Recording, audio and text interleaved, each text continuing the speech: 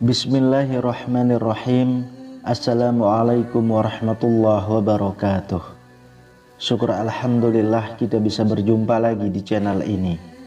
Harapan dan doa saya semoga saudaraku semuanya selalu diberikan kesehatan, dilapangkan rezekinya, diampuni dosa-dosanya, dan dipanjangkan umurnya. Amin ya rabbal alamin. Sahabat beriman yang dirahmati Allah, memasuki alam kubur merupakan fase pertama setelah seseorang mengalami kematian. Sebuah alam baru yang disebut alam barzah dan dianggap paling menakutkan saat pertama kali bangun atau sadar bahwa kita telah mati. Seseorang yang sudah mati akan merasa tidak percaya jika ia sudah meninggalkan alam fana dan serasa bermimpi ketika di alam kubur. Digambarkan jika seseorang yang baru 1 hari meninggal seperti mengalami mimpi jika dia belum mati, tetapi sebenarnya sudah memasuki alam barzah. Disebutkan ketika seseorang yang mengalami kematian dan kemudian memasuki alam kubur, maka pertama yang akan datang adalah malaikat mungkar dan nakir. Kedatangan malaikat mungkar dan nakir ini digambarkan cukup menyeramkan bagi mereka yang banyak melakukan maksiat semasa hidupnya, tetapi akan tampak menawan bagi mereka yang semasa hidupnya taat di jalan Allah Subhanahu wa Ta'ala. Ketika pertama kali berhadapan dengan manusia di alam kubur, maka ada 6 pertanyaan yang akan diajukan oleh malaikat mungkar dan nakir. Adapun pertanyaan di alam kubur ini menentukan perjalanan selanjutnya. Apakah dia akan ditempatkan bersama para nabi, ulama dan umarok di surga, atau justru memasuki neraka dan dihisab terlebih dahulu? 6 pertanyaan itu adalah: Marrabbuka, siapa Tuhanmu? Madinuka, apa agamamu? Man nabiyuka, siapa nabimu? Ma kitabuka, apa kitabmu? Aina kiblatuka, di mana kiblatmu? Man ikhwanuka, siapa saudaramu? Benarlah demikian. Kehidupan alam barzah atau kehidupan alam kubur banyak disebutkan dalam Al-Quran dan hadis, serta siksa-siksanya yang tanpa ampun bagi mereka yang berdosa, tetapi akan mendapatkan kelapangan dan ketenangan bagi umat yang beramal soleh. Dan berikut ini adalah hadis Rasulullah SAW yang menggambarkan perjalanan manusia setelah melewati fase kematian. Maka dalam kubur sudah menanti kehidupan baru dan serba asing. Hadis panjang Al-Bara' bin Azib yang diriwayatkan oleh Imam Ahmad dan disahihkan oleh Imam Al-Hakim dan Syekh Al-Albani ini menceritakan perjalanan panjang manusia di alam kuburnya. Suatu hari kami mengantarkan jenazah salah seorang sahabat Nabi SAW dari golongan Ansor. Sesampainya di pekuburan, liang lahat masih digali. Maka Rasulullah SAW pun duduk menanti, dan kami juga duduk terdiam. Di sekitarannya seakan-akan di atas kepala kami ada burung gagak yang hinggap. Rasulullah SAW memainkan sepotong dahan di tangannya ke tanah. Lalu beliau mengangkat kepalanya seraya bersabda, "Mohonlah perlindungan kepada Allah dari azab kubur." Beliau ulangi perintah ini 2 atau 3 kali. Kemudian beliau SAW bersabda, "Seandainya seorang yang beriman sudah tidak lagi menginginkan dunia dan telah mengharapkan akhirat atau sakaratul maut, turunlah dari langit para malaikat bermuka cerah secerah sinar matahari. Mereka membawa kain kafan dan wewangian dari surga, lalu duduk di sekeliling mukmin tersebut sejauh mata memandang. Setelah itu turunlah malaikat pencabut nyawa dan mengambil posisi di arah kepala mukmin tersebut. Malaikat pencabut nyawa itu berkata, 'Wahai nyawa yang mulia, keluarlah engkau untuk menjemput ampunan Allah dan keridhoannya. Maka nyawa itu dengan mudahnya keluar dari tubuh mukmin tersebut, seperti lancarnya air yang mengalir dari mulut sebuah kendil. Lalu nyawa tersebut diambil oleh malaikat pencabut nyawa, dan dalam sekejap mata diserahkan kepada para malaikat berwajah cerah tadi. Lalu dibungkus dengan kain kafan surga dan diberi wewangian darinya pula, hingga terciumlah bau harum seharum wewangian yang paling harum di muka bumi. Kemudian nyawa yang telah dikafani itu diangkat ke langit. Setiap melewati sekelompok malaikat di langit, mereka bertanya, "Nyawa siapakah yang amat mulia itu?" "Ini adalah nyawa Fulan bin Fulan," jawab para malaikat yang mengawalnya dengan menyebutkan namanya yang terbaik ketika di dunia. Sesampainya di langit dunia, mereka meminta izin untuk memasukinya, lalu diizinkan. Maka seluruh malaikat yang ada di langit itu ikut mengantarkannya menuju ke langit berikutnya, hingga mereka sampai di langit ketujuh. Di sanalah Allah berfirman, "Tulislah nama hambaku ini di dalam kitab Illiyin. Kembalikanlah ia ke jasadnya di bumi, karena darinya lah aku ciptakan mereka para manusia, dan kepadanya lah aku akan kembalikan, serta darinya lah mereka akan kubangkitkan."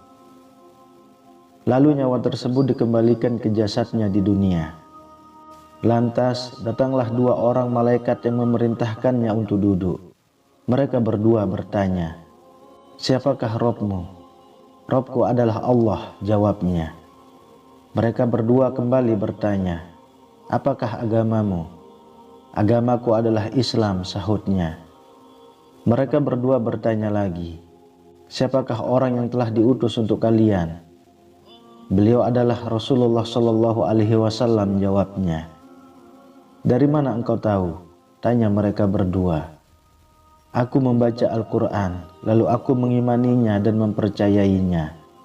Tiba-tiba terdengarlah suara dari langit yang menyeru, "Jawaban hambaku benar, maka hamparkanlah surga baginya, berilah dia pakaian darinya, lalu bukakanlah pintu ke arahnya. Angin segar dan harumnya surga memasuki kuburannya, lalu kuburannya diluaskan sepanjang mata memandang." Saat itu datanglah seorang pemuda asing yang amat tampan, memakai pakaian yang sangat indah dan berbau harum sekali, seraya berkata, "Bergembiralah, inilah hari yang telah dijanjikan dulu bagimu." Mukmin tadi bertanya, "Siapakah engkau? Wajahmu menandakan kebaikan." "Aku adalah amal solehmu," jawabnya. Si mukmin pun berkata, "Wahai Robku, segerakanlah datangnya hari kiamat, karena aku ingin bertemu dengan keluarga dan hartaku." Adapun orang kafir, di saat dia dalam keadaan tidak mengharapkan akhirat dan masih menginginkan keindahan duniawi, turunlah dari langit malaikat yang bermuka hitam sambil membawa kain mori kasar.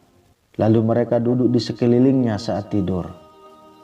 Turunlah malaikat pencabut nyawa dan duduk di arah kepalanya seraya berkata, "Wahai nyawa yang hina, keluarlah dan jemputlah kemurkaan dan kemarahan Allah Subhanahu wa Ta'ala." Maka orang kafir tadi berlarian di sekujur tubuhnya.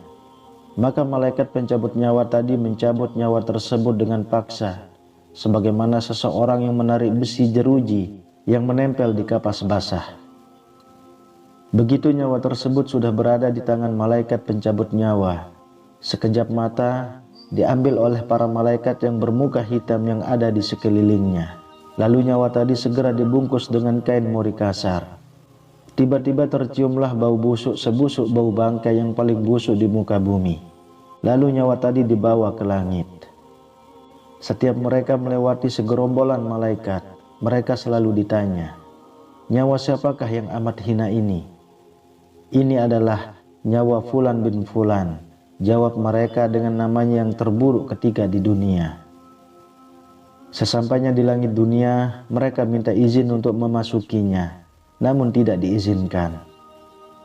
Rasulullah Shallallahu Alaihi Wasallam membacakan firman Allah Subhanahu wa Ta'ala, "Tidak akan dibukakan bagi mereka orang-orang kafir pintu-pintu langit, dan mereka tidak akan masuk surga sampai seandainya unta bisa memasuki lubang jarum sekalipun. Quran Surat Al-A'raf ayat 40. Saat itu Allah berfirman, tulislah namanya di dalam kitab Sijjin di bawah bumi. Kemudian nyawa itu dicampakkan dengan hina dina. Rasulullah Shallallahu Alaihi Wasallam membaca firman Allah Subhanahu Wa Taala, barang siapa yang mempersekutukan sesuatu dengan Allah, maka ia seolah-olah jatuh dari langit, lalu disambar oleh burung atau diterbangkan angin ke tempat yang jauh. Quran Surat Al-Hajj ayat 31. Kemudian nyawa tadi dikembalikan ke jasadnya, hingga datanglah dua orang malaikat yang menundukkannya seraya bertanya, siapakah Rabbmu? Aku tidak tahu, jawabnya. Mereka berdua kembali bertanya, apakah agamamu? Aku tidak tahu, sahutnya. Mereka berdua bertanya lagi, siapakah orang yang telah diutus untuk kalian? Aku tidak tahu, jawabnya.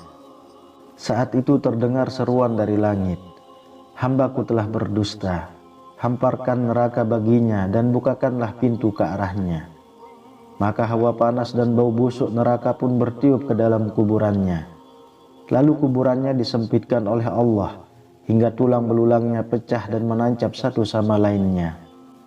Tiba-tiba datanglah seorang yang bermuka amat buruk memakai pakaian kotor dan berbau sangat busuk, seraya berkata, aku datang membawa kabar buruk untukmu. Hari ini adalah hari yang telah dijanjikan bagimu. Orang kafir itu seraya bertanya, siapakah engkau? Wajahmu menandakan kesialan. Aku adalah dosa-dosamu, jawabnya. Wahai Robku, janganlah engkau datangkan hari kiamat, seru orang kafir tadi. Sahabat beriman yang dirahmati Allah, itulah gambaran bagaimana kondisi seseorang yang sudah berada di alam kubur. Semua akan ditentukan lewat amal dan perbuatannya semasa hidup di dunia. Tentunya hal ini menjadi pelajaran bagi kita semua agar menjalankan perintah Allah dan menjauhi larangannya. Lantas bagaimana dan apa yang harus kita lakukan untuk menghadapi kematian? Maka kita perbanyaklah amal ibadah, bahkan agar terbebas dari siksa alam kubur dan bisa menjawab 6 pertanyaan itu. Selain menjalankan semua perintah dan menjauhi larangan Allah, maka kita harus tetap memanjatkan doa. Berikut ini adalah doa agar terlepas dari siksa alam kubur yang diajarkan Rasulullah Shallallahu Alaihi Wasallam. Allahumma inni a'udzubika min azabi jahannam wa min azabil qabri wa min fitnatil mahya wal mamati wa min syarri fitnatil masyihid dajjal. Ya Allah, sesungguhnya aku berlindung kepadamu dari siksa neraka jahanam, dari siksa kubur, dan fitnah kehidupan dan kematian, serta dari kejahatan fitnah Al-Masih Ad-Dajjal. Amin ya Rabbal Alamin. Wallahu a'lam bishawab. Demikian yang bisa saya bagikan, semoga bermanfaat untuk kita semua. Assalamualaikum warahmatullahi wabarakatuh.